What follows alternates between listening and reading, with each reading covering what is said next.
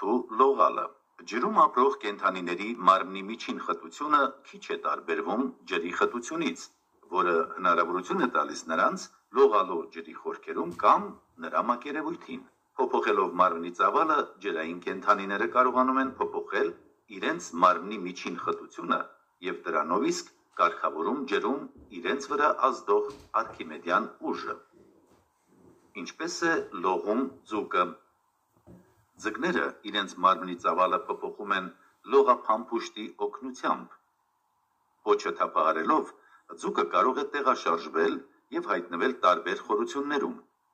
Մեծ խորություններում, որտեղ ջրի ճնշումը մեծ է, լողափամփուշտը սեղմվում է, ձկան մարմնի ծավալը փոքրանում, միջին խտությունը մեծանում, դառնալով հավասար այդ խորությունում ջրի խտությանը, և ձուկը չի բարձրանում, այլ լողում է տվյալ խորությունում։ Վեր բարձրանալիս,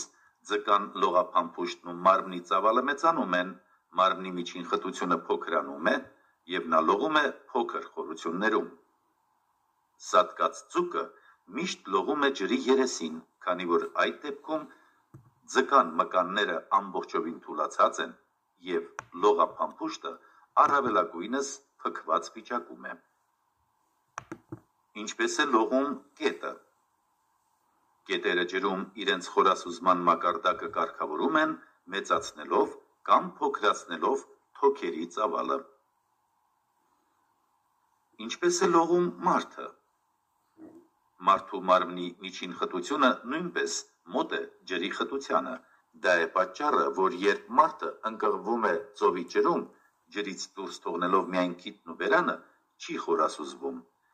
Այս դեպքում նրա վրա ազդող ծանրության ուժը հավասարակշռվում է արքիմեդյան ուժով։ Սակայն այդպիսի վիճակը անկայուն է։ Երբ մարդը ջրից դուրս է հանում ձեռքը կամ գլուխը, նրա վրա ազդող արքիմեդյան ուժը փոքրանում է և նա սկսում է խորասուզվել։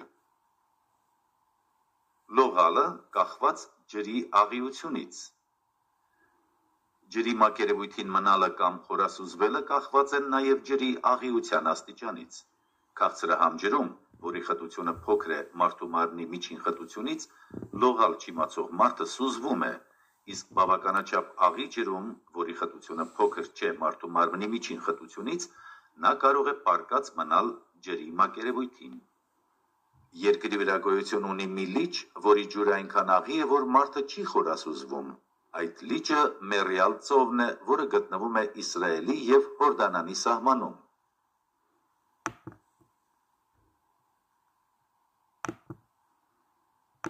Հաշվարկ։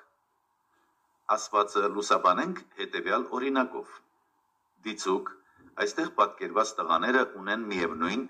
55 խորանարդ դեցիմետր ծավալը, սակայն նրանց զանգվածները տարբեր են։ Քաղցրահամ ջրում 56 կիլոգրամ զանգվածով տղան կխորասուզվի,